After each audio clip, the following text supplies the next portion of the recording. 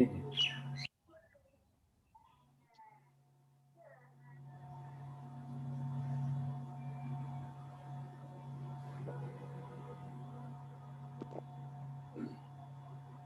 اور محمد وآل محمد بلند تر صلوات. اللهم صل على محمد وآل محمد. حسبنا اللہ ونعم الوکیل ونعم المولا ونعم النصیر. اعوذ باللہ من الشیطان اللعین الرجیم. بسم اللہ الرحمن الرحیم وبہ نستعین وهو خیر المعین. الحمد للہ رب العالمین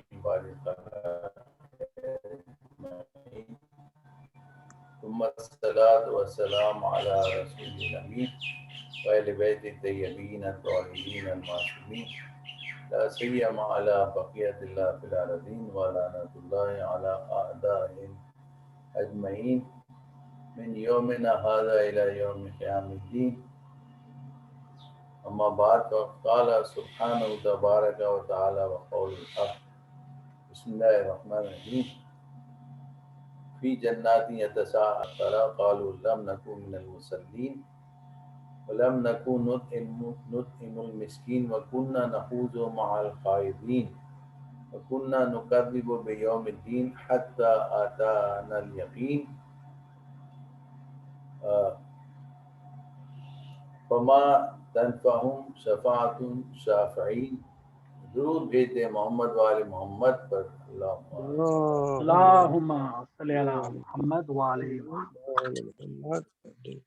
عزیزان محترم، جیسا کہ مولا متقیان کا خطبہ نمبر 191 ابھی تک جاری ہے اور آج انشاءاللہ اس کو کنکلوڈ کریں گے، اور جس میں مولا نے، کیونکہ آپ امام المتقین ہیں تو جن کے آپ امام ہیں ان کی صفات مولا نے بیان کی ہیں اس خطبے میں، اور ہم تسلسل کے ساتھ اس خطبے کو بار بار تکرار کریں تاکہ وہ صفات بھی ہمارے ذہن نشین ہو جائیں اور کوشش کریں کہ ان صفات کو ہم حاصل کریں جو اہل تقویٰ کی صفات ہیں، جو معصومین کی صفات ہیں، جو اہل بیت علیہ السلام اور انبیاء اکرام کی صفات ہیں، جو اللہ کے اولیاء کی صفات ہیں وہ، اور پیغمبر اکرم صلی اللہ علیہ وآلہ وسلم اور مولا کائنات علی بن ابی طالب علیہ السلام کے جو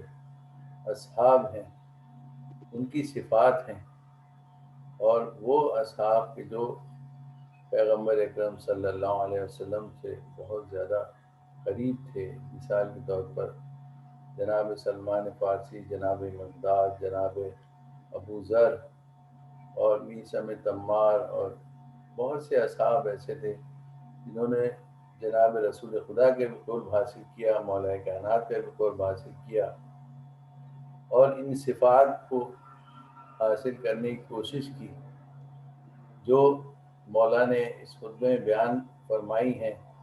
کہ متقین کی صفات یہ ہیں کہ ان کی گفتگو جو ہے، بات چیت جو ہے وہ جچی تلی ہوتی ہے، ان کا لباس جو ہے وہ میانہ روی پر مبتلا ہوتا ہے، ان کی چال ڈھال گفتار عاجزی انکساری پر مبنی ہوتی ہے.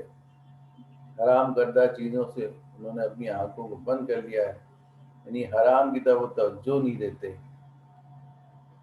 ہمیشہ فائدہ مند علم کی طرف توجہ دیتے ہیں، ہر حال میں خوش و خرم رہتے ہیں. خالق کی عظمت ان کے سامنے ایسے ہے کہ جیسے خالق کی معرفت انہوں نے حاصل کی ہوئی ہے، اور اللہ تعالیٰ انہیں دیکھ رہا ہے. وہ تمام اعمال اسی پیش نظر انجام دیتے ہیں کہ اللہ تعالیٰ اس کے تمام اعمال کو دیکھ رہا ہے.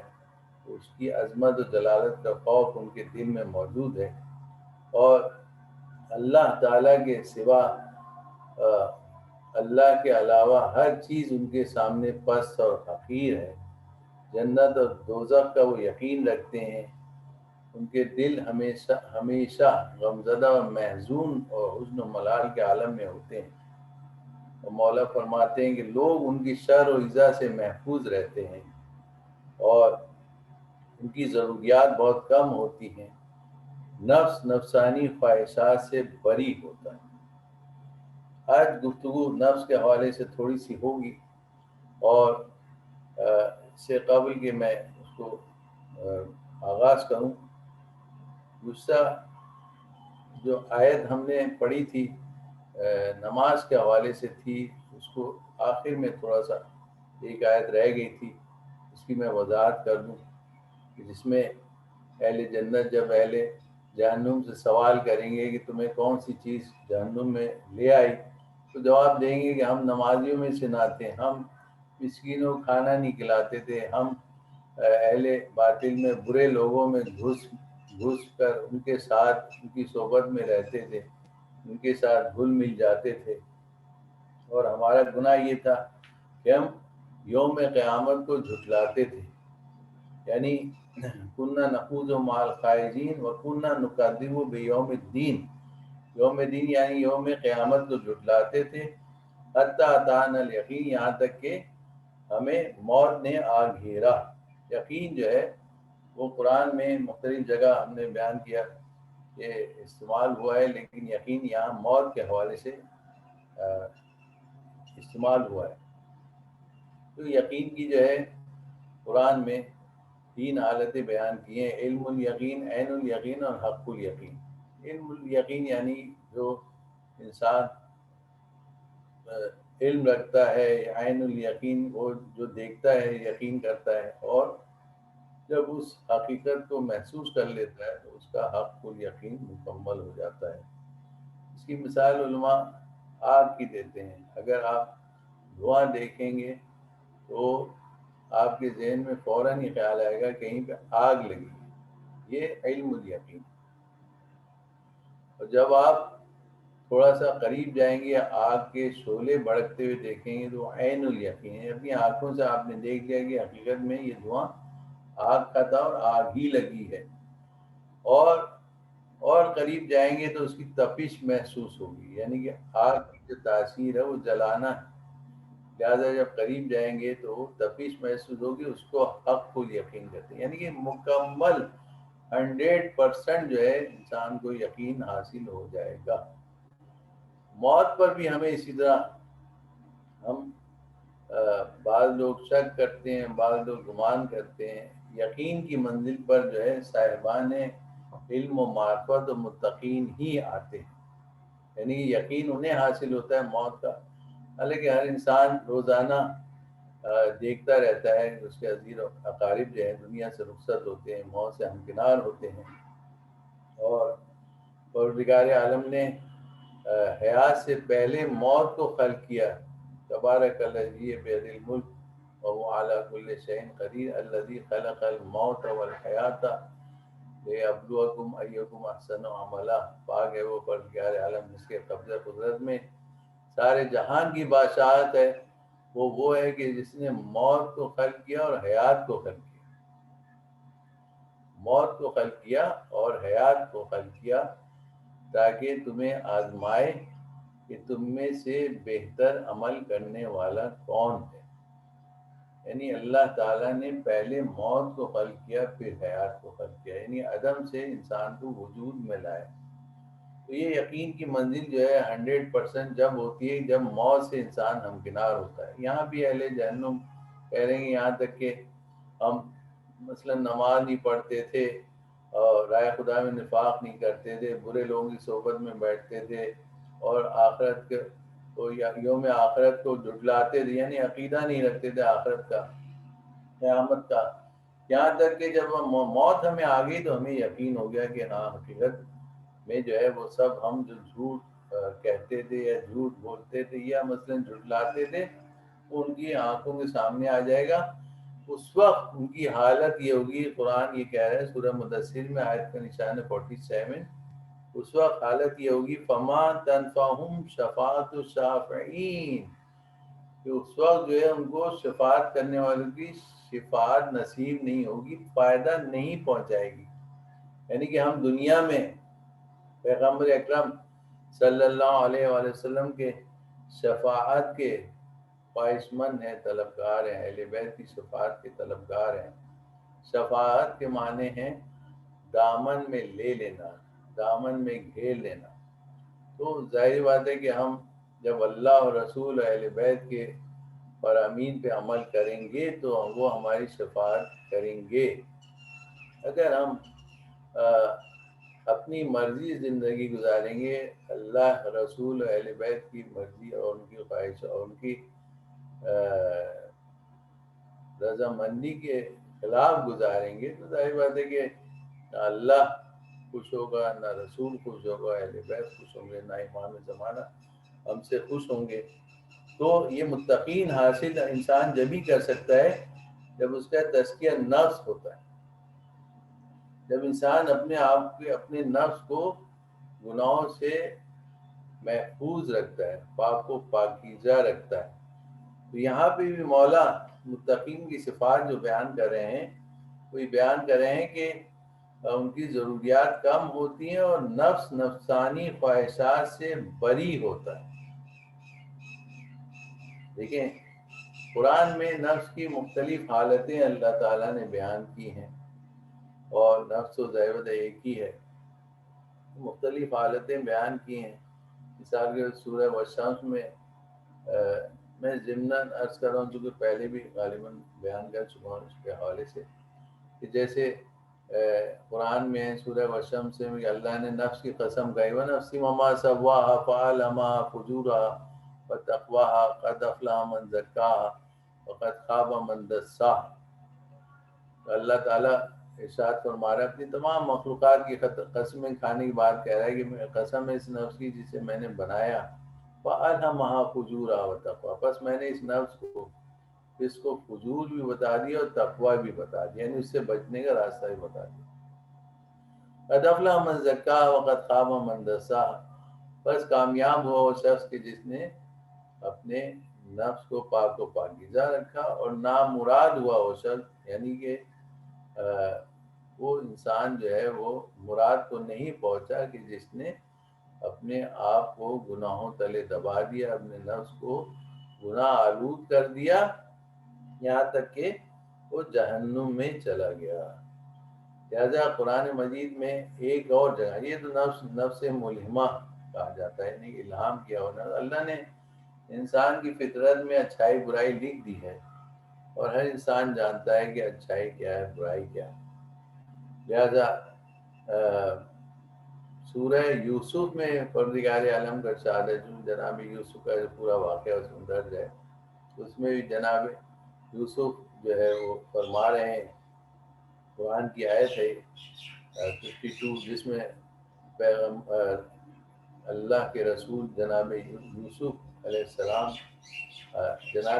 علیہ السلام فرما رہے ہیں وَمَا أُبَرِّئُ نَفْسِي إِنَّ النَّفْسَ لَأَمَّارَةٌ بِالسُّوءِ إِلَّا مَا رَحِمَ رَبِّي إِنَّ رَبِّي غَفُورٌ رَحِيمٌ، کہ میں اپنے نفس کو گناہوں سے بری نہیں پاتا، اس لیے ان النفس، بے شک نفس جو ہے لامارۃ بالسوء، ہمیشہ برائی کا ابھارتا ہے، برائی کا حکم دیتا ہے۔ امارہ یعنی امر کرتا ہے، گناہ کی طرف حکم لگاتا ہے، حکم دیتا ہے، برائی کی طرف مائل کرتا ہے۔ الا ما رحم ربی ان ربی غفور رحیم، سوائے اس کے کہ جس پر اللہ اپنی رحمت نازل کرے، اللہ جس پر رحم کرے، اور اللہ جو ہے میرا پالنے والا بہت ہی غفور اور رحیم ہے۔ تو جناب یوسف تو معصوم تھے، تو اللہ نے انہیں گناہوں سے دور رکھا، ان کو گناہوں سے دور رکھا، حالانکہ گناہ کے اسباب موجود تھے۔ اس کے بعد جناب یوسف نے اپنے آپ کو زلیخا سے محفوظ رکھا، حرام سے، گناہ سے محفوظ رکھا۔ لیکن حقیقت یہ ہے کہ نفس جو ہے یہ بہت ہی خطرناک چیز ہے کہ انسان کو ہمیشہ برائی کی طرف ابھارتا ہے، اور سورہ قیامت میں ارشاد ہوتا ہے، یہ دوسری حالت جو نفس کی بیان کی گئی ہے، وَلَا أُقْسِمُ بِالنَّفْسِ اللَّوَّامَةِ، میں قسم کھاتا ہوں ملامت کرنے والے نفس کی، کیونکہ یہ انسان کی نفس کی مختلف حالتیں ہیں۔ سب سے پہلے جو حالت ہے وہ انسان کی ملہمہ ہے، یعنی کہ اللہ تعالیٰ جو ہے جب دنیا میں انسان آتا ہے اور بلوغ کی اور شعور کی منزلیں طے کرتا ہے، تو اس کو اللہ تعالیٰ شعور عطا کرتا ہے، عقل دیتا ہے۔ تو چونکہ اس کی فطرت میں اچھائی برائی ہوتی ہے، یعنی کہ فَأَلْهَمَهَا فُجُورَهَا وَتَقْوَاهَا، فسق و فجور یعنی کہ برے اور ننگ و آر کے کام جو ہیں وہ بھی بتا دیے اس کی فطرت میں موجود ہیں، کہ جھوٹ کرنا، قتل کرنا، کسی کو ایذا پہنچانا، کسی پہ ظلم کرنا اور غیبت کرنا اور مختلف گناہ کرنا، وہ سب انسان کی فطرت میں ہے کہ برے ہیں۔ ہر شخص جانتا ہے کہ جھوٹ بولنا برائی ہے، ہر شخص جانتا ہے غیبت کرنا برائی ہے، ہر عاقل و بالغ شخص جانتا ہے کہ قتل کرنا جو ہے وہ برا ہے، چوری کرنا برائی ہے، یہ سب اس کے نفس میں لکھ دی ہے۔ اور اس سے بچنے کا راستہ بھی لکھ دیا ہے اس نے۔ بچنے کا راستہ یہ ہے کہ اللہ کی پناہ حاصل کرے، جیسے جناب یوسف نے حاصل کی، اور رسول اور ائمہ علیہ السلام کی تعلیمات پر عمل کرے۔ تو یہ دوسری حالت یہ ہے کہ انسان جو ہے وہ جب سن بلوغ تک پہنچتا ہے تو امارگی کی حالت میں ہوتا ہے، یعنی کہ شیطان کا غلبہ اس پر ہوتا ہے، وہ برائی کی طرف زیادہ مائل ہوتا ہے۔ جب نوجوانی کا زمانہ ہوتا ہے انسان برائی کی طرف مائل ہوتا ہے، اسے مختلف شہوات و خواہشات جو ہیں وہ اس پر غالب آتی ہیں، مال کے حوالے سے، عورت یعنی کہ نامحرم کے حوالے سے اور دیگر چیزوں کے حوالے سے انسان جو ہے وہ برائی کی طرف مائل ہونے کا حکم دیتا ہے نفس امارہ۔ اگر انسان اللہ کی پناہ حاصل کرے تو وہ بچ سکتا ہے۔ یہ پہلی حالت ہے۔ اس سے نکلنے کے لیے جب انسان شعور کی منزلیں طے کرتا ہے اور دین اور اسلام کی معرفت حاصل کرتا ہے، اللہ کی معرفت حاصل کرتا ہے، رسول کی، اہل بیت کی، تو اس کا نفس جو ہے ملامت کرتا ہے کہ وہ جس راستے پہ چل رہا ہے وہ شیطان کا راستہ ہے، اللہ کا راستہ ہے صراط مستقیم کا ہے، اس کو اپنائے۔ یہ دوسری حالت ہوتی ہے جب وہ نفس ملامت کرتا ہے، جس کو سورہ قیامت میں اللہ تعالیٰ۔ جو آخری حالت جو ہے نفس کی، وہ نفس سے مطمئنہ ہے، جس کو قرآن میں سورہ فجر میں اللہ تعالیٰ نے بیان کیا ہے، یا ایت النفس المطمئنہ ارجعی الی ربک راضیۃ ربک راضیۃ مرضیہ فادخلی فی عبادی وادخلی جنتی۔ یہ قسم ہے نفس مطمئنہ کی، اے نفس مطمئنہ، اے نفس مطمئنہ، اللہ تعالیٰ مخاطب کر رہا ہے اطمینان حاصل کرنے والی جان اور نفس کو، اے نفس مطمئنہ ارجعی الی ربک راضیۃ مرضیہ، اپنے رب کی طرف پلٹ واپس آ جا اس حالت میں کہ وہ تجھ سے راضی، تو اس سے راضی ہے، بس داخل ہو جائے میرے نیک بندوں میں اور داخل ہو جا میری جنت میں۔ یعنی انسان جو ہے اگر نفس مطمئنہ کا حامل ہو جائے تو اللہ تعالیٰ ان کو نیکوکاروں کی، نیک لوگوں کے درجات عطا کرے گا۔ نیک لوگ یعنی پیغمبر اکرم صلی اللہ علیہ وآلہ وسلم اور ان کی آل، اہل بیت اور انبیاء اکرام اور جو ان کے قریبی ساتھی ہیں، وہ سب جو اس میں اللہ تعالیٰ کہہ رہا ہے تو داخل ہو جا، ان کے ساتھ آ جا اور داخل ہو جا میری جنت میں۔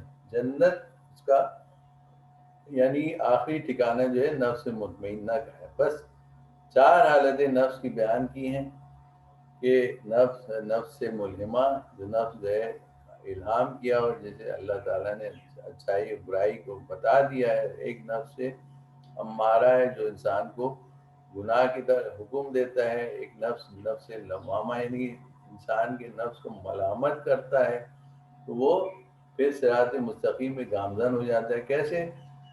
مثال کے طور پر وہ قرآن کی تلاوت شروع کر دیتا ہے، حدیث رسول پڑھنا شروع کر دیتا ہے، مجالس میں، محافل میں، سینٹر میں، مسجد میں، مدرسے میں نیک لوگوں کی صحبت میں بیٹھنا شروع کرتا ہے، تو اسے احساس ہوتا ہے کہ اب تک جو میں نے کیا وہ گناہ تھا، لہذا وہ صراط مستقیم پر گامزن ہو جاتا ہے، اسے علم حاصل ہو جاتا ہے اور وہ جو ہے وہ نجات کی طرف پر چل پڑتا ہے، یہاں تک کہ نفس مطمئنہ کا حامل ہو جاتا ہے۔ انسان اللہ تعالیٰ خود پکار کے کہتا ہے کہ داخل ہو جائے میری جنت میں۔ حقیقت یہ ہے کہ انسان جو ہے وہ جب تک علم حاصل نہ کرے اللہ کی معرفت حاصل نہیں ہوتی. ہم نے پہلے درس میں علم کی فضیلت کے حوالے سے پوری تفصیل بیان کر دی کہ جب اول العلم معرفت الجبار، سب سے پہلا علم جو ہے وہ اللہ کی معرفت ہے. وآخر العلم الامر تفویض الیہ، اور علم کا آخر کیا ہے کہ اپنے تمام امور کو اللہ کے سپرد کر دے. اللہ کے سپرد کر دے گا تو وہ حقیقت میں گناہ سے بچ سکتا ہے، اللہ کی پناہ میں آ جائے گا، اور شیطان سے محفوظ رہ سکتا ہے، اور صراط مستقیم پر گامزن ہو سکتا ہے. اور حقیقت یہ ہے کہ جب تک انسان علم حاصل نہ کرے، علم کے لیے تزکیہ ضروری ہے. پچھلے درس میں نے بتا دیا کہ اس کو نہ قرآن اثر کرے گا، قرآن کی آیات اثر کریں گی، نہ حدیث رسول اثر کرے گی، نہ معصومین علیہ السلام کا قول اثر کرے گا، جب تک کہ اس کا تزکیہ نفس نہ ہو. وکی ایک عالم گزرے ہیں، وہ ایک امام شافعی غالباً ان کے بارے میں مشہور ہے کہ انہوں نے اپنے حافظے کی کمزوری کی شکایت کی اپنے استاد سے کہ میرا حافظہ بہت کمزور ہے، یعنی کہ میری بات جو ہے وہ یاد نہیں رہتی اور میں بھول جاتا ہوں، یعنی جو بھی درس ہے وہ میں بھول جاتا ہوں، یاد نہیں رہتا. جیسا کہ سکاکی کا ایک واقعہ بہت مشہور ہے، ایک عالم دین گزرے ہیں علم نحو کے، تو ان کے بارے میں مشہور ہے کہ وہ 40 سال کی عمر میں مدرسے میں داخل ہوئے تھے، تو ان کا حافظہ بہت کمزور تھا. ظاہر 40 سال کی عمر میں انسان کا حافظہ جو ہے کمزور ہونا شروع ہو جاتا ہے. کہ دین کا علم حاصل کرنے کے لیے بچپن سے انسان اگر حاصل کرے گا اس کو فائدہ دے گا، حفظ کرے گا، قرآن حفظ کرے گا، حدیث حفظ کرے گا، اور نئے جو بلاغہ ہے اور دیگر حدیث کتب ائمہ علیہ السلام سے مروی وہ یاد کرے گا تو اس کے علم میں اضافہ ہوگا. لیکن اس کے لیے حافظہ ضروری ہے. تو لیکن گناہ گار کو اللہ جو ہے حافظہ نہیں دیتا. جواب کیا دیا امام شافعی کو غالباً، کیا جواب دیا ان کے استاد وکی نے؟ شکوت الی وکی سوء حفظ، کہ میں نے اپنے استاد وکی سے شکایت کی اپنے حافظے کی کمزوری کی. تو انہوں نے جواب دیا العلم نور اللہ لا یخطا لعاصٍ، کہ استاد نے جواب دیا کہ علم جو ہے وہ اللہ کا نور ہے، اور اللہ تعالیٰ اپنا علم اپنا نور کسی گناہ گار کو عطا نہیں کرتا. لہذا ضروری ہے کہ علم حاصل کرنے کے لیے انسان اپنا تزکیہ نفس کرے، اپنے خواہشات کو گناہوں سے بچائے اور اپنے نفس کو گناہوں سے بچائے، خواہشات نفسانی کی پیروی نہ کرے، شیطان کی پیروی نہ کرے. تو یہاں پر مولا نے متقین کی صفات میں سے بیان کیا کہ نفس ان کا جو ہوتا تھا نفسانی خواہشات سے بری ہوتا تھا. امام خمینی نے 4 حدیث، ان کی کتاب ہے بہت ضخیم ہے، اردو میں اس کا ترجمہ ہو چکا ہے، اور اس میں جو ہے آپ نے تقریباً 40 احادیث جو ہے ان کو نقل کیا، اس کی شرح بیان کی ہے. تو اس میں یہ نسخہ انہوں نے بیان کیا ہے غالباً جہاد بن نفس کے چیپٹر میں. جہاد بن نفس کے چیپٹر میں بیان کیا ہے کہ انسان کو چاہیے کہ 3 چیزیں اگر انجام دے تو اس کا تزکیہ نفس ہو سکتا ہے. نمبر 1، غور سے سماعت فرمائیں، مشارطہ. مشارطہ کسے کہتے ہیں؟ یہ مشارطہ جو ہے وہ شرط سے نکلا ہے، یعنی کہ معاہدہ کرنا. مشارطہ اور مراقبہ اور محاسبہ، یعنی کہ مشارطہ کا مطلب ہے اپنے نفس کے ساتھ ایک معاہدہ کرے، شرط کرے اپنے نفس کے ساتھ، اور اس کے بعد پھر اس کو چھوڑے نہیں بلکہ مراقبہ کرے، اس کی نگہبانی کرے. مراقبہ یعنی نگہبانی کرے، اور آخر میں پھر محاسبہ کرے. محاسبے کی منزل آخر میں. سب سے پہلے اپنے نفس سے شرط کرے، اپنے نفس کے ساتھ معاہدہ کرے. اگر تزکیہ نفس کرنا ہے، کیا جب فجر میں اٹھے انسان، اگر اٹھے، فجر کے حوالے سے پچھلی دفعہ ہم نے نماز کے حوالے سے عرض کیا تھا کہ نماز جو ہے وہ اتنی زیادہ اہم ہے، اور فجر کی نماز کی فضیلت بہت زیادہ ہے، فجر کی نماز کی فضیلت بہت زیادہ ہے۔ نماز کی فضیلت تو ہے ہی، نماز جو ہے ہمیشہ انسان کو برائی سے روکتی ہے، لیکن فجر کی نماز کی زیادہ تاکید کی گئی ہے۔ جب انسان فجر میں اٹھے تو اپنے نفس کے ساتھ ایک کانٹیکٹ کرے، معاہدہ کرے۔ کیا معاہدہ کرے؟ کہ آج میں کوئی معصیت نہیں کروں گا، یعنی کہ اللہ تعالیٰ کی کوئی نافرمانی نہیں کروں گا، یعنی کہ کوئی واجب ترک نہیں کروں گا اور کوئی گناہ نہیں کروں گا، واجبات کو ادا کروں گا، محرمات سے پرہیز کروں گا۔ یہ اپنے نفس کے ساتھ انسان شرط کر لے، معاہدہ کر لے، اور اس کے بعد وہ کافی نہیں ہے، چونکہ نفس جو ہے، ابھی میں نے بتایا کہ نفس جو ہے ہمیشہ انسان کو برائی کا مائل کرتا ہے، گناہ طرف لگاتا ہے، اور شیطان تو انسان کے پیچھے لگا ہوا ہی ہے۔ لہٰذا آپ اپنے نفس کو جو ہے وہ پورے دن مراقبہ کرنا ہے۔ مراقبہ جو ہے رقیب سے نکلا، رقیب اللہ کی صفات میں سے، اسماء میں سے ہے رقیب۔ رقیب کے معنی کیا ہے؟ وہ رقیب نہیں جو دنیاوی اردو میں رقیب کہتے ہیں، وہ بھی فارسی کا رقیب جو ہے وہ کمپٹیٹر کے معنوں میں آتا ہے، کہ جس سے تجارت میں جو کمپٹیشن ہوتا ہے اس کو رقیب کہتے ہیں۔ ہمارے اردو میں تو معنی کچھ اور ہے رقیب، مثال کے طور پر جس کو ہم پسند کریں اس کو کوئی دوسرا پسند نہ کرے، اس کو رقیب کہتے ہیں۔ اگر کوئی پسند کرے گا تو رقیب کہلاتا ہے۔ وہ حقیقی محبت نہیں ہوتی، مجازی محبت ہوتی ہے، اس کو مجازی محبت کہتے ہیں، جس میں رقیب ہوتا ہے۔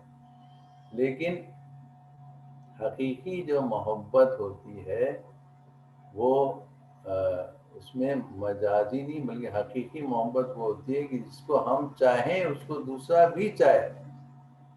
جیسے ہم اللہ تعالیٰ کو چاہتے ہیں تو ہم چاہیں گے کہ اللہ تعالیٰ، دوسرے لوگ بھی اللہ تعالیٰ کو مانیں، اللہ تعالیٰ کی توحید کا اقرار کریں، اللہ تعالیٰ کی کی چاہت ان کے دل میں ہو، اللہ سے محبت کریں۔ ہم رسول صلی اللہ علیہ وسلم سے محبت کریں گے تو ہم چاہیں گے پوری دنیا، پورا عالم جو ہے ان سے محبت کرے، اس میں تو کوئی رقابت نہیں، نیکی میں سبقت لینا چاہیے انسان۔ اور ہم اہل بیت کو چاہتے ہیں تو ہم چاہیں گے دنیا بھی ان سے محبت کریں۔ یہ ہے عشق حقیقی اور عشق مجازی میں فرق۔ تو یہ ایک ضمنی بات آ گئی تو میں نے عرض کر دی۔ مراقبہ جو ہے وہ رقیب سے نکلا، یعنی کہ نگہبان، اللہ جو ہے نگہبان ہے، حفاظت کرنے والا ہے، لہٰذا نگرانی کرنے والا۔ اپنے انسان اپنے نفس کی نگرانی کرے، حفاظت کرے، نگہبانی کرے تو کبھی بھی شیطان اس پہ حملہ نہیں کر سکتا۔ انسان اگر چوکنا رہے تو مراقبہ، پورے دن مراقبہ کرتا رہے۔ مثال کے طور پر ہم کہیں کام میں مصروف ہیں، ہمیں زور کی اذان کے وقت آواز آئی تو ہم نے اب سارا کام چھوڑ دینا ہے، اول نماز، وہ کام چھوڑ کے پہلے نماز پڑھے انسان، کیونکہ اب فوراً اپنے نفس کو ملامت کرے۔ دیکھو تم نے صبح جو ہے اپنے نفس کے ساتھ یہ معاہدہ کیا تھا، کانٹیکٹ کیا تھا، شرط لگائی تھی کہ تم کوئی واجب ترک نہیں کرو گے، تو فوراً نماز کے لیے انسان کھڑا ہو جائے گا اگر مراقبہ کرتا ہے۔ تو مراقبہ، وہ مراقبہ نہیں کہ زانوں میں سر رکھ کے انسان اللہ اللہ اللہ کرتا رہے، یہ روحانیت نہیں، بلکہ مراقبہ کا مطلب اپنے نفس کو گناہوں سے بچائے، محفوظ رکھے، مراقبہ۔ لہذا اب مراقبہ جو ہے وہ ہم اگر کریں گے، مثال کے طور نامحرم پہ نگاہ پڑی، فوراً نگاہیں نیچے ہوگی، ہم نے فوراً نفس کو ملامت کیا کہ دیکھو تم نے فجر کے وقت شرط کی تھی کہ تم کوئی گناہ نہیں کرو گے۔ یا مثال کے طور کوئی جھوٹ کا محل آیا تو اب ہمیں جھوٹ نہیں بولنا، ہمیں سچ بولنا ہے، لیکن ہم نے اپنے نفس کے ساتھ شرط لگائی کہ ہم کوئی جھوٹ نہیں بولیں گے، جھوٹ گناہ کبیرہ میں سے۔ مثال کے 4 دوست بیٹھے ہوئے، ایک مرتبہ غیبت کا موقع آ گیا، کسی نے غیبت شروع کر دی، تو ہمیں غیبت سننا تو آپ کو معلوم ہے حرام ہے، جی غیبت کرنا تو حرام ہے ہی، سننا بھی حرام ہے۔ فوراً ہم نے اس کو ٹوک دیا کہ بھائی آپ اپنی بات کریں، دوسروں کی بات نہ کریں۔ تو یہ اس مراقبہ جب ہو جائے گا، تو اب رات کو جب گھر وہ آئے، انسان آرام سے بستر پر لیٹے، تو اب محاسبہ کرے اپنے نفس کا اور دیکھے کہ میں نے کتنے واجبات انجام دیے ہیں اور کتنے محرمات سے پرہیز کیا ہے۔ امام جعفر صادق علیہ السلام فرماتے ہیں کہ انسان اگر یہ جانچنا چاہے کہ اس کے نفس کا محاسبہ ہو رہا ہے، چونکہ امام موسیٰ کاظم علیہ السلام کی حدیث ہے، لیس منا من لم یحاسب نفسہ فی کل یوم، کہ ہمارے شیعوں میں سے وہ ہے ہی نہیں کہ جو روزانہ اپنے نفس کا محاسبہ نہ کرے۔ لہذا امام فرماتے ہیں اگر تم یہ جانچنا چاہتے تو دیکھ لو کہ تمہارا پاس جو ہے وہ پریزنٹ سے پاس جو ہے پریزنٹ جو تمہارے پاس سے بہتر ہے۔ مثال کے طور پر کل تم نے 10 گناہ کیے تھے، آج 5 کیے ہیں، کل 5 نہیں کیے کی تھی، آج 10 کیے ہیں، تو اس کا مطلب تمہارا نفس کا تزکیہ ہو رہا ہے، یہاں تک کہ انسان اس کے گناہ مٹ جاتے ہیں اور نیکیوں میں اضافہ ہو جاتا ہے۔ لہذا ہم جو ہے وہ امام خمینی کا یہ نسخہ اگر اس کو اپنا لیں تو یقیناً اپنے نفس کا تزکیہ کر سکتے ہیں۔ اب یہاں پر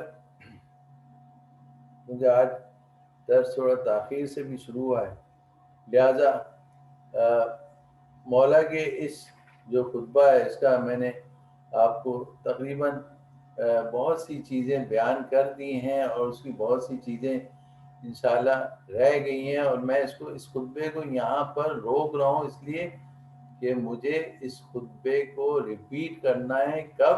جب ماہ شعبان کا آخر آ جائے گا، رمضان شروع ہونے سے پہلے، اگر زندگی رہی اور آپ لوگوں نے بھی موقع دیا، کیونکہ سب جو ہے مصروف ہے، ہو سکتا ہے یہ درس اس وقت تک جاری رہے نہ رہے، لیکن بہرحال میری نیت تو ہے کہ اس خطبے کو انشاءاللہ ہم ریپیٹ کریں گے اور جاری رکھیں گے، کیونکہ ماہ رمضان سب سے اہم مہینہ ہے جو تقوی کا مہینہ ہے، جیسے کہ میں نے گزشتہ درس میں عرض کیا تھا۔ تو اس میں جو ہے انسان جو ہے وہ صحیح معنوں میں اس خطبے کا لطف اٹھا سکتا ہے۔ تو یہاں پہ ہم تقوی کچھ فوائد جو ہے آپ کے سامنے ہم بیان کرنا چاہ رہے ہیں۔ یوں تو قرآن میں بہت سے مقامات پہ تقوی کے فوائد موجود ہیں، لیکن علامہ مسکینی نے ہدیۃ الشیعہ میں 12 فوائد جو ہیں وہ نقل کیے قرآن سے استدلال کرتے تھے۔ وہ فرماتے ہیں کہ بعض عارفین کا یہ فرمان ہے کہ دنیا و آخرت کی جملہ اچھائیاں ایک لفظ میں جمع ہیں اور وہ ہے تقوی۔ وہ فرماتے ہیں کہ 12 فوائد جو ہیں تقوی کے جو قرآن نے نقل کیے ہیں، اور متقی اور مدح ثنا کا مستحق ہے وہ شخص۔ اللہ تعالیٰ فرماتا ہے وَإِن تَصْبِرُوا وَتَتَّقُوا فَإِنَّ ذَلِكَ مِنْ عَزْمِ الْأُمُورِ، سورہ آل عمران کی آیت کا نشان ہے 187، جس میں پروردگار عالم ارشاد فرما رہا ہے کہ اگر تم صبر کرو اور تقوی اختیار کرو، یہاں صبر کرو کا مطلب نہیں کہ رکے رہو یا سرنڈر کر دو، یہاں صبر کا مطلب استقامت کا مظاہرہ کرو، یعنی قیامت شیطان کے سامنے ڈٹ جاؤ، شیطان کی پیروی نہ کرو، اپنے نفس کو شیطان سے بچاؤ اگر تم صبر کرو۔ اللہ تعالیٰ کہہ رہے ہیں استقامت کا مظاہرہ کرو۔ میں نے دوسرا کسی درس میں عرض کیا تھا کہ جہاد کے معنی ہر اس طاقت سے مقابلہ کرنا کہ جو اللہ کے راستے سے ہٹائے۔ تو ظاہر بات ہے کہ پھر کسی میں بتائی تھی کہ جہاد اکبر جہاد اصغر کی، تو یہ چونکہ شیطان سے مقابلہ کرنا جہاد اکبر ہے، لہذا اللہ تعالیٰ بھی کہہ رہے کہ تم صبر کرو، یہ استقامت کا مظاہرہ کرو گے دشمن کے خلاف، چاہے وہ ظاہری ہو باطنی ہو، اور تقوی اختیار کرو گے تو یقیناً عزیمت کے کاموں، یہ عزیمت کے کام ہو، ہمت کا کام ہے۔ تقوی اختیار کرنا ہمت کا کام ہے، عزم و ارادے کا کام ہے۔ ہر شخص جو ہے تقوی حاصل نہیں کر سکتا، ہر شخص جو ہے متقین کی صفات جو مولا نے بیان کی ہے وہ حاصل نہیں کر سکتا۔ دوسری جو قرآن کی آیت انہوں نے بیان کی ہے وہ بھی سورہ آل عمران کی ہے 120۔ علامہ مشکینی فرماتے ہیں کہ وَإِن تَصْبِرُوا وَتَتَّقُوا لَا يَضُرُّكُمْ کیدہم شیئا، کہ اللہ تعالیٰ جو ہے تم صبر کرو، اللہ تعالیٰ کا تقوی اختیار کرو، اور ان کی سازشیں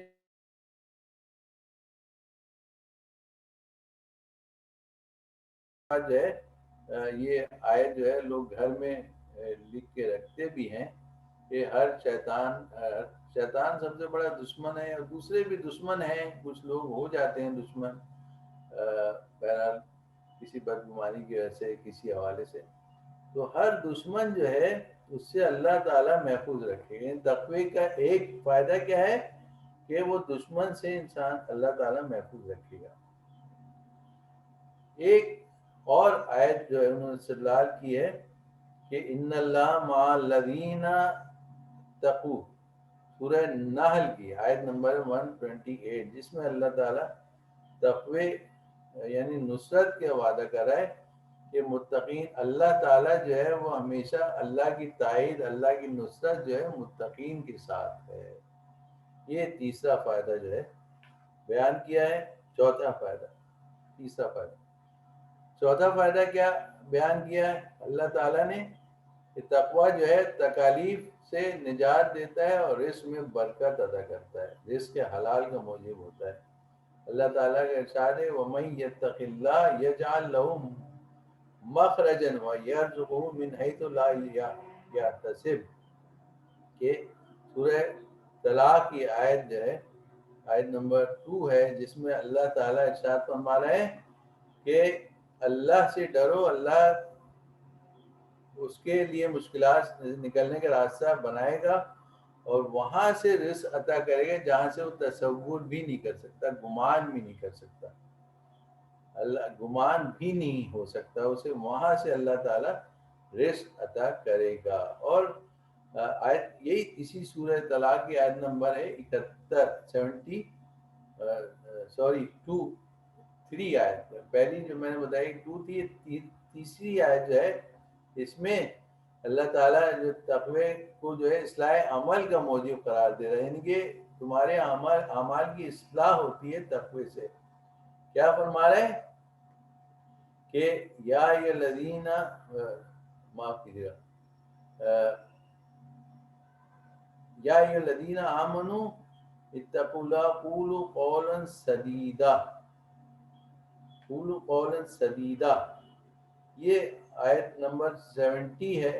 پہلی جو ہے وہ میں آگے چل کے انشاءاللہ بیان کروں گا، اس کے حوالے سے جو تیسری آیت ہے وہ میں بعد میں بیان کروں گا۔ پہلے یہ سن لیں کہ یہ غالباً 5واں جو تقوی کا فائدہ بیان کیا علامہ مشکینی نے، یا الذین آمنوا اتقوا اللہ وقولوا قولا سدیدا یصلح لکم اعمالکم، یہ سورہ احزاب کی آیت ہے کہ جس میں آیت نمبر ہے 70 اور 71، جس میں اللہ تعالیٰ ارشاد فرما رہا ہے کہ اے ایمان والو اللہ سے ڈرو اور ہمیشہ پختہ بات کرو، اللہ تمہارے کاموں میں اصلاح کرے گا۔ یعنی کہ جو بھی بات کرو وہ سختی کے ساتھ کرو، یعنی کسی کو بھی اپنے نفس پہ غالب نہیں ہونے دو، کسی کو بھی یہ اجازت نہیں دو کہ وہ تمہیں گناہ کی طرف راغب کرے، گناہ کی طرف مائل کرے، اور سختی سے پیش آؤ، اور اللہ تعالیٰ جو ہے ہمیشہ تمہارے کاموں کی اصلاح کرے گا، جو بھی تم کام انجام دو گے اس میں کوئی رکاوٹ نہیں۔ چھٹا، تقوی گناہوں کی معافی کا ذریعہ ہوتا ہے۔ اللہ تعالیٰ کے ارشاد ہے سورہ احزاب آیت نمبر 71 میں وَيَغْفِرْ لَكُمْ ذُنُوبَكُمْ، اور یعنی تمہارے گناہ اللہ تعالیٰ معاف کر دے گا. اور ایک فائدہ سورہ آل عمران میں 72 میں اللہ تعالیٰ ارشاد فرما رہا ہے کہ ان اللہ یحب المتقین، یعنی سوائے اس کے نہیں کہ اللہ صرف متقین کو دوست رکھتا ہے. تقوی کا ایک فائدہ یہ کہ ہم اللہ کے دوست ہو سکتے ہیں. جیسے جناب ابراہیم کو اللہ نے خلیل اللہ کہا گیا ہے کہ خلیل اللہ تھے، یا جناب رسول خدا صلی اللہ علیہ وسلم سے اللہ تعالیٰ بہت زیادہ آپ کو محبوب رکھتا تھا، اسی لیے آپ کو حبیب کہا جاتا ہے. لہذا ظاہر ان کی سیرت کی تاثیر اگر کریں گے تو ہم بھی جو ہے وہ اللہ کے محبوب سے ہوتے ہیں. جو اللہ تعالیٰ نے خود کہا کہ ان سے کہہ دو کہ اگر یہ تمہاری اتباع کریں تو اللہ تم کو محبوب رکھے ہو، یعنی کہ محبوب رکھے گا اللہ تعالیٰ، اللہ کی محبت حاصل ہوگی. ایک اور آیت انہوں نے استدلال کیا ہے، انما یتقبل من المتقین، سورہ مائدہ آیت نمبر ہے 27. اس میں ارشاد فرماتے ہیں کہ بے شک اللہ متقین ہی کے اعمال کو قبول کرتا ہے، یعنی صاحبان تقوی کے اعمال کو. اگر انسان نیک اعمال بھی کر رہا ہے، گناہ بھی کر رہا ہے، غیبت بھی کر رہا ہے، جھوٹ بھی بول رہا ہے، ہر چیز کر رہا ہے اور نیک اعمال بھی انجام دے رہا ہے، تو نماز تو انسان کو برائی سے بچاتی ہے. ہم تو جھوٹ سے نہیں بچ رہے، ہم تو غیبت سے نہیں بچ رہے، ہم تو چوری سے نہیں بچ رہے، ہم تو ظلم سے نہیں بچ رہے. تو پھر بھی ہم یہ توقع رکھیں کہ اللہ ہمارے اعمال کو قبول کر لے گا؟ نہیں. اللہ تعالیٰ کہہ رہے ہیں سورہ مائدہ میں، آیت کا نشان جو ہے 27 ہے کہ بے شک اللہ متقین سے ان کے اعمال کو قبول کرتا ہے. اگر آپ صاحبان تقوی ہیں، پرہیزگار ہیں، تو تمام اعمال قبول کرے گا. ایک اور تقریباً 9واں فائدہ جو بیان کیا ہے عبداللہ مسکینی نے صاحبان تقوی کے حوالے سے، کہ اگر انسان تقوی اختیار کرے تو اللہ کے نزدیک بزرگوار اور مکرم اور معزز ہو جاتا ہے، عزت دار ہو جاتا ہے. جیسے انا اکرمکم عند اللہ اتقاکم، سورہ حجرات کی آیت نمبر 13 ہے جو ہم نے پچھلے درس میں عرض کی تھی کہ بے شک اللہ کے نزدیک وہی مکرم ہے جو زیادہ متقی ہے. 10واں فائدہ کیا ہے؟ دنیا آخرت کی خوشخبری نصیب ہوتی ہے. اللہ تعالیٰ نے ارشاد فرمایا الذین آمنوا وکانوا یتقون لهم البشریٰ فی الحیات الدنیا وفی الآخرہ. یہ ہے سورہ یونس کی آیت نمبر 64. یعنی جو لوگ ایمان لائے اور ڈرتے رہے دنیا اور دنیاوی زندگی اور آخرت میں، ان کے لیے خوشخبری ہے. انسان کو دنیا میں خوشخبری ہوگی اور آخرت کے لیے تو خوشخبری جنت ان کے لیے ہے. 11واں فائدہ فرماتے ہیں تقوی دوزخ سے نجات کا ذریعہ ہے. اللہ تعالیٰ کا ارشاد ہے سورہ زمر میں آیت کا نشان ہے 61، ثم ینجی اللہ الذی اتقوا، کہ بے شک پھر اللہ تقوی رکھنے والوں کو نجات دے گا. جو صاحبان تقوی ہیں وہ نجات حاصل کریں گے. 12واں فائدہ کیا ہے کہ ارشاد ہوتا ہے کہ اعدت للمتقین، یہ سورہ ہے سورہ آل عمران آیت نمبر 132، جس میں جنت والوں کے لیے یعنی متقین کے لیے جنت قرار دی ہے. اللہ تعالیٰ ارشاد فرمایا یعنی جنت متقین کے لیے آمادہ کی گئی، تیار کی گئی ہے.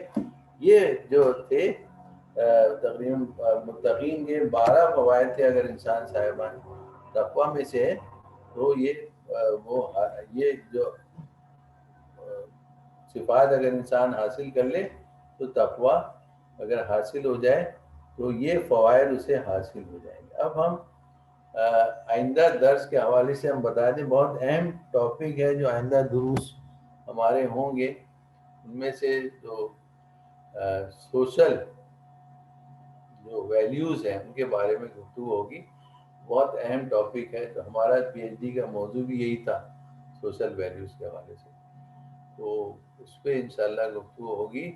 یعنی اگر آپ دیکھیں اس میں فہرست میں تو معاشرتی اقدار جنہیں کہا جاتا ہے، معاشرے کے حوالے سے جو معاشرے کے اقدار ہیں، ویلیوز ہیں، وہ انشاءاللہ ہم بیان کریں گے. نہج البلاغہ کی روشنی میں مولا کے اقوال آپ کے سامنے بیان کریں کس طرح انسان سوشل لائف انسان گزار سکتا ہے. اور کیونکہ ایک خطبہ بھی ہے، چلیں ہم آپ کو آج تمیداً بیان کر دیتے ہیں. انشاءاللہ اس کی وضاحت آئندہ 5 منٹ میں انشاءاللہ اس کو بیان کر دیتا ہوں. کہ جیسے کہ ہم نے ابھی نماز، کیونکہ موضوع ہمارا نماز تھا ابھی پچھلے ہفتے، وہی تسلسل متقین کی صفات میں سے ایک ہے کہ وہ اللہ کے سامنے رکوع کرتے ہیں اور قیام کرتے ہیں، رکوع کرتے ہیں اور سجود کرتے ہیں. اور ابھی ہم نے آیت پڑھی تھی ان الصلاۃ تنہی عن الفحشاء والمنکر، کہ نماز جو ہے ہمیشہ برائی سے اور ننگ و عار کے کام سے روکتی ہے. تو مولا امیر المومنین کی ایک پیشین گوئی ہے جو ہم آپ کے سامنے بیان کر رہے ہیں، کہ جس میں مولا نے فرمایا ہے کہ ایک دور ایسا ہے کہ جب فحشاء و منکر جو ہے عام ہو جائے گا. یہ سوشل کے حوالے سے میں بات کروں، آئندہ درس کی تمیز سمجھیں. مولا فرماتے کہ اس زمانے میں نئی نئی بدکاریاں عام ہوں گی، تاجر خیانت کریں گے، اول وقت نماز کو ترک کیا جائے گا. یہ نماز آج کل تو غیر لوگ نماز ہی نہیں پڑھتے. مولا کہہ رہے ہیں کہ اول نماز کتنا اہم فریضہ ہے انسان کو، جو سب سے بڑی فضیلت ہے کہ نماز بر وقت انجام دے، اول وقت نماز انجام دے. مولا کہہ رہے ہیں کہ وہ دور ایسا ہوگا کہ اول وقت نماز کو ترک کریں گے لوگ، مسکرات نوشی کریں گے. مسکرات یعنی کہ نشے کی چیزیں زیادہ استعمال کریں گے، اور اس کو جائز سمجھیں گے. اور رشوت کو ہدیے سے تعبیر کیا جائے گا، رشوت کو ہدیے سے تعبیر کیا جائے گا. خیانت جو ہے وہ امانت داری سمجھا جائے گا. لوگ اللہ کے لیے حج نہیں کریں گے، سرمایہ دار تفریح و تباہ کے لیے اور حج کریں گے. متوسط طبقہ جو ہے وہ تجارت کے لیے حج کرے گا، اور فقیر جو ہے وہ مانگنے کے لیے حج کریں گے.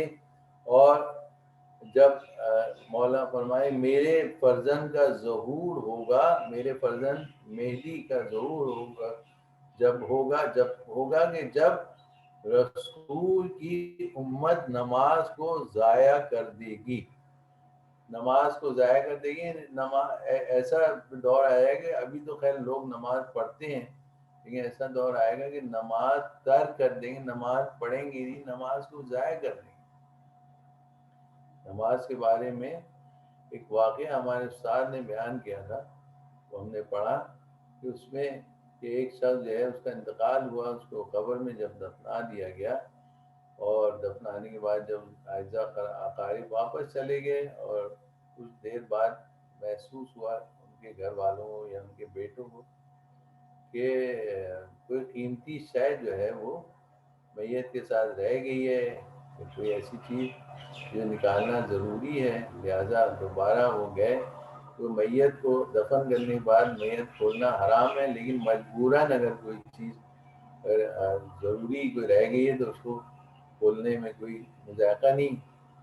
لہذا ظاہر ہوتا ہے کہ جب مرنے کے بعد انسان قبر میں جاتا ہے اور تلقین ہو جاتی ہے تو اس کے بعد منکر نکیر آتے ہیں، اس کے سوال جواب شروع ہو جاتا ہے، عقائد کے حوالے سے پوچھا جاتا ہے. لہذا مرحوم کا جو بھی عزیز تھا وہ جب قبر میں داخل ہوا تو اس نے دیکھا منکر نکیر آ چکے ہیں، اور لیکن جو ان کی میت جو جس کو دفنایا گیا تھا اس شخص کو، اس کی گردن جو ہے بالکل الٹی اپوزٹ ڈائریکشن میں، قبلے کی طرف نہیں. تو اس کو حیرت ہوئی، کہا کہ ہم نے تو اس کی گردن قبلے کی طرف کی تھی اور بالکل اپوزٹ ڈائریکشن میں نہیں، گھما دی ہے. اگلا حصہ پورا قبلے کی طرف، لیکن گردن جو ہے وہ بالکل الٹی کی سائڈ، گدی کی طرف، یعنی اپوزٹ ڈائریکشن. کہا کہ یہ کیا ہوا؟ کہا کہ اللہ نے حکم دیا کہ یہ چونکہ زندگی بھر جو ہے کہ میری طرف رخ کر یعنی قبلے کی طرف رخ کر نماز نہیں پڑھتا تھا تو مرنے کے بعد کیا فائدہ اس کا، اس کی گردن گھما دو، بیکار۔ تو یہ انسان کی سزا ہوگی، مرنے کے بعد اس کی گردن جو ہے وہ اگر نماز نہیں پڑھتا ہوگا اور قبلے کے سامنے نہیں جھکتا ہوگا تو اس کی اپوزٹ ڈائریکشن میں ہوگی۔ لوگ اللہ تعالیٰ کے بجائے خواہشات نفسانی کی پیروی کریں گے،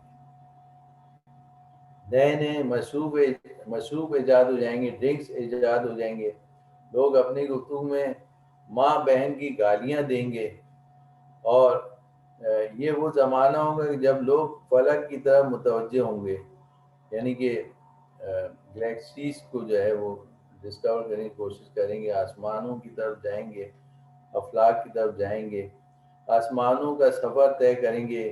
اس زمانے میں بارشیں رک جائیں گی، اولاد بد تہذیب اور بدتمیز ہو جائے گی، بد اخلاق ہو جائے گی، ماں باپ کا کہنا نہیں مانے گی۔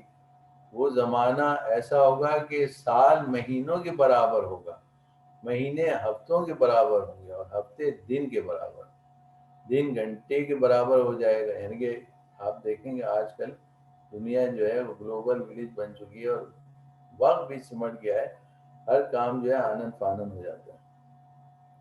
جب وہ زمانہ آ جائے گا تو رویت ہلال میں اختلاف پیدا ہو جائے گا، یعنی لوگ جو ہے وہ چاند کے ہونے نہ ہونے میں اختلاف کریں گے، جھگڑا کریں گے۔ اس زمانے کی خواتین لباس میں ملبوس ہوں گی مگر لباس کے بغیر ہوں گی۔ اب یہ جملہ جو ہے میری سمجھ سے باہر ہے کہ لباس پہنے ہوں گی، لباس یعنی کہ لباس ملبوس ہوں گی مگر لباس کے بغیر ہوں گی کا مطلب کیا ہے؟ اتنا تنگ اور ایسا لباس ہوگا کہ ایسا محسوس ہوگا، یا مختصر لباس ہوگا۔ تو آج کل جو ہے فیشنیبل لوگ لباس پہنتے ہیں، آپ لوگ تو زیادہ بہتر جانتے ہیں کہ وہاں جس ماحول میں آپ لوگ رہ رہے ہیں، تو دنیا میں جہاں کہیں بھی یورپین کنٹری وہاں تو بے لباس لوگ ہیں، لیکن مومنین مومنات کے لیے یہ زیبا نہیں ہے کہ وہ لباس تنگ اور مختصر پہنے اور حجاب نہ کریں عورتیں۔ بہرحال اس کے بارے میں انشاءاللہ عرض کریں گے جب خواتین کا موضوع آئے گا۔ تو عورتیں جو ہیں، خواتین لباس میں ملبوس ہوں گی مگر لباس کے بغیر ہوں گی۔ مرد مسجدوں میں سواریوں پر آئیں گے، یعنی دور دور سے آئیں گے، سواری پر آئیں گے۔ اگر تم وہ زمانہ پاؤ تو اپنی کوئی رات طہارت کے بغیر نہ گزارو، مولا فرمائے۔ تو ویسے بھی حکم ہے کہ انسان جب سوئے تو باوضو سوئے، طہارت کے ساتھ سوئے، لہذا اور رات کو بھی کوئی ایسا گناہ انسان نہ کرے، بلکہ قرآن کی تلاوت کا حکم ہے کہ انسان سورہ اخلاص پڑھ کے سوئے تو اس کا زیادہ ثواب ہے، ایک قرآن ختم کرنے کا ثواب ہے۔ لہذا تم اپنی رات جو ہے طہارت کے بغیر نہ گزارو، اور اس لیے کہ کسی سے صبح ملو گے تو صحیح و سالم، اور شام کو پتہ چلا کہ وہ دفن ہو گیا، یہ زمانہ ہے۔ اور شام کو ملو گے تو صحیح و سالم، اور صبح کو پوچھو گے تو وہ معلوم ہوا کہ وہ دفن ہو چکا ہے۔ اور مولا فرماتے میں نے نصیحت کر دی ہے، اگر نصیحت کو قبول کرو، اور میں نے واعظ کر دیا ہے اگر تم میرے واعظ و نصیحت کو قبول کرو۔ وآخر دعوانا ان الحمد للہ رب العالمین۔ جزاک اللہ قبلہ بر محمد وعلی محمد بلند صلوات۔ اب ہم کوشچن آنسر کے لیے فلور کو اوپن کرتے ہیں، اگر کسی کو کوئی کوشچن ہے تو انمیوٹ کر کے پلیز کوشچن کیجیے گا۔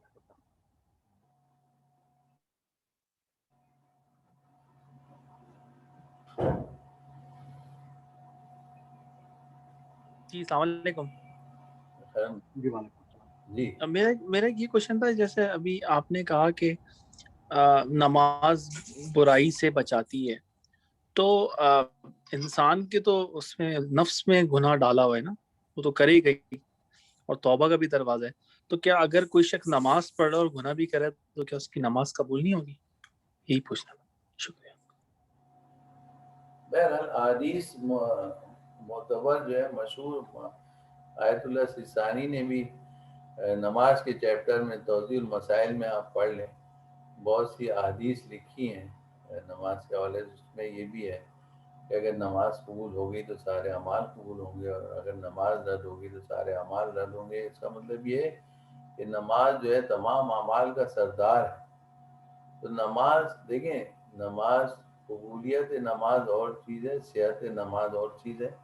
اگر انسان کوشش بھی کرتا ہے کہ وہ نماز صحیح طور پہ ادا کرے، نماز کو اس کے شرائط کے ساتھ ادا کرے، یعنی کہ طہارت بھی ہو، لباس کی بھی طہارت ہو، نفس کی بھی طہارت ہو، وضو بھی صحیح کیا ہو، نماز کے ارکان بھی شرعی طور پہ انجام دیے، تو یہ تو صحت نماز۔ بعض لوگ جو ہے نماز جو ہے عادتاً پڑھتے ہیں، عبادتاً نہیں پڑھتے۔ عبادتاً اگر انسان نماز پڑھے گا، عبادت سمجھ پڑھے گا، تو ممکن ہی نہیں کہ انسان برائی سے بچ جائے، ممکن ہی نہیں انسان گناہ سے بچ جائے اور اللہ کی معصیت سے بچ جائے، محفوظ رہے گا۔ نماز اگر شرائط کے ساتھ پڑھے اور خضوع کے ساتھ پڑھے گا تو یہ ممکن ہی نہیں کہ انسان جو ہے وہ کوئی گناہ کرے۔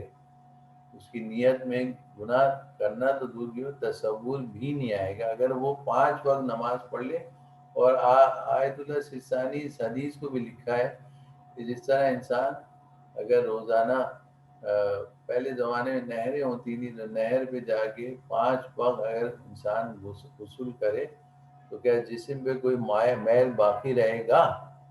ممکن ہی نہیں کہ اس کے انسان کے جسم پہ کوئی غلاظت رہے یا گندگی رہے یا میل باقی رہے اگر 5 وقت مسلسل۔ یا جیسے مثال کے طور بعض لوگ ہیں بہت زیادہ روزانہ بات لیتے ہیں، غسل کرتے ہیں، تو انسان جو ہے جب اپنے جسم کی پاکیزگی کا اتنا خیال رکھتا ہے کہ وہ روزانہ غسل کرتا ہے، تو اس میں یہ بھی نیت کر لے کہ غسل مستحبی غسل بھی ہوتا ہے۔ جب انسان عام طور پر روزانہ غسل کر رہا ہے تو کوئی بھی مستحبی غسل کر لے، مثال کے طور ماہ رجب کا غسل ہے، کوئی ولادت کا ہے، جو غسل مستحبی توضیح مسائل میں موجود ہیں۔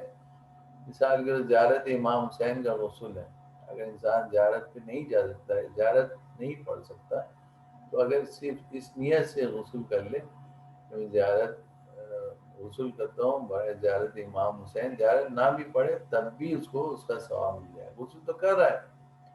تو غسل جو ہے جب انسان جسمانی پاکیزگی کرتا ہے تو روحانی پاکیزگی کی کوشش کرے کہ اپنے آپ کو، جیسا کہ میں نے یہ نسخہ بتایا کہ مشاہدہ کرے، مراقبہ کرے، تو انشاءاللہ محاسبہ کرے، تو انشاءاللہ آہستہ آہستہ جو ہے وہ گناہ سے محفوظ رہے گا۔ اور نماز تو اللہ نے کہا ہے کہ فلسفہ ہے قرآن میں کہ نماز جو ہے بے حیائی کے کام سے، ننگ و حار اور برائی کے کام سے محفوظ رکھتی ہے۔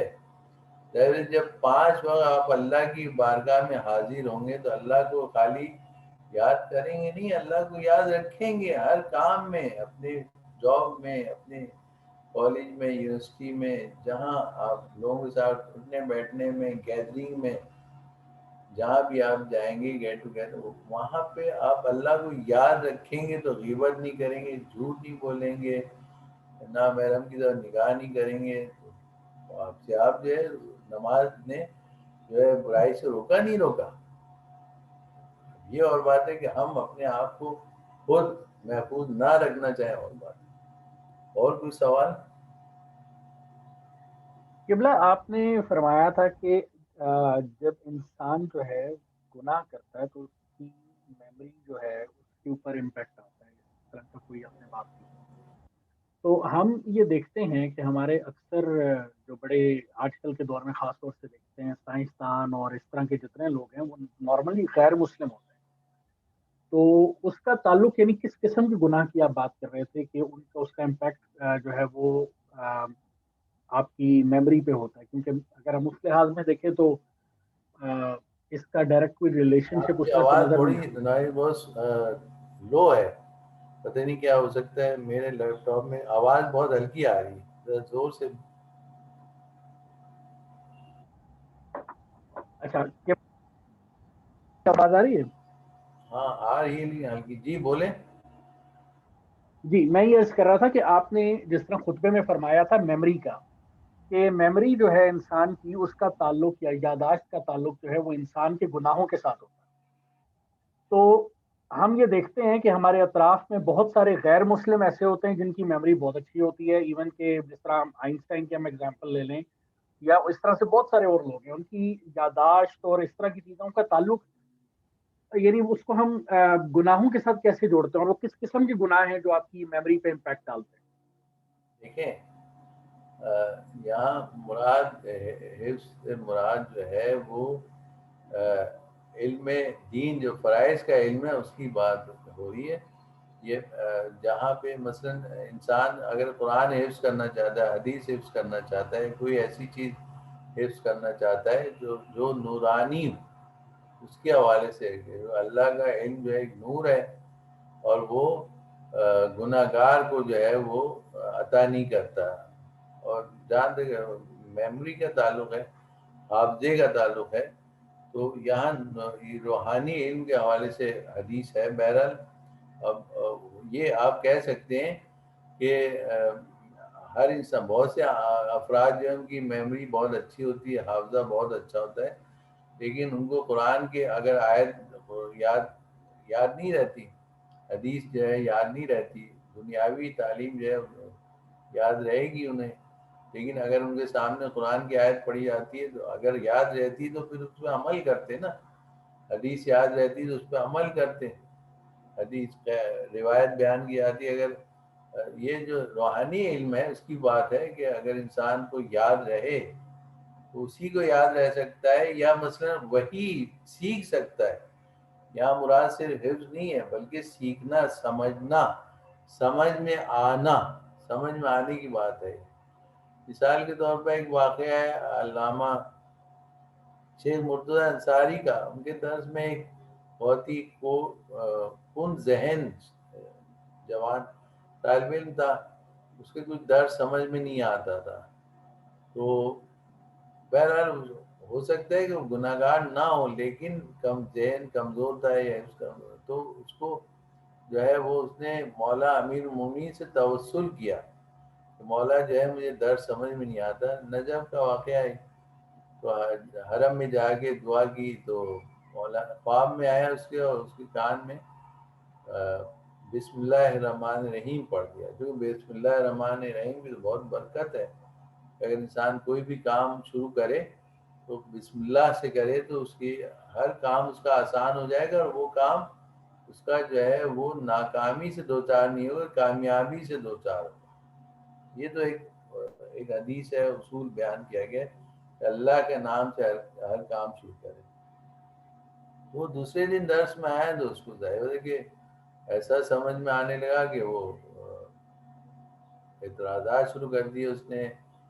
جیسے مثلا درس خارج میں ہوتا ہے نا کہ جو اچھے طالب علم ہوتے ہیں وہ سوالات کرتے ہیں، مباحثہ کرتے ہیں، باقاعدہ بحث کرتے ہیں استاد کے ساتھ جو ہے وہ باقاعدہ اس کو مباحثہ کہتے ہیں. بحث کرنا، سوالات کرنا، ایراد اشکالات کرنا، یہ سب. تو شیخ مرتضی انصاری نے تھوڑی دیر برداشت کیا، بہت زیادہ اچھل کے وہ اعتراضات کر رہا تھا، اشکالات کرنے لگا تھا. کل تک تو طالب علم بھی دیکھ رہے تھے کہ یہ تو بہت ہی مغز یا کمزور ذہن طالب علم تھا، آج کیسے اشکالات کر رہا ہے آغا پر، اور اعتراضات کر رہا ہے اور بحث کر رہا ہے.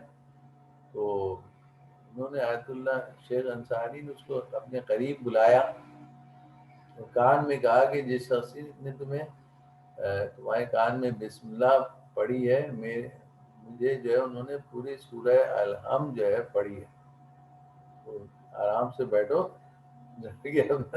تو ایسا ہوتا ہے کہ انسان جو ہے وہ روحانیت کی طرف اگر مائل ہوگا تو اس کا ذہن جو ہے وہ کھلتا ہے. یہاں اس حوالے سے گفتگو ہے، اور جہاں تک اس کا تعلق ہے روحانی علم کے حوالے سے کہ انسان جو ہے ذہن میں محفوظ رہتا ہے تو پھر وہ معاشرے کے کام آتا ہے. ایسا ہے. بہت شکریہ. اگر کسی اور بھائی کا کوئی کوشچن ہے تو کائنڈلی آپ انمیوٹ کر کے کوشچن کر لیجیے، ورنہ پھر ہم پروگرام کا یا آج کی مجلس کا اختتام کریں.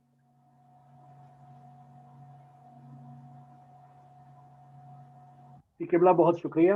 ایک دفعہ درود بھیج دیجیے تمام حضرات, پھر ہم پروگرام کا اختتام کرتے ہیں. محمد و آل محمد بلند کرتے ہیں. اللهم صل على محمد و آل محمد. اللہ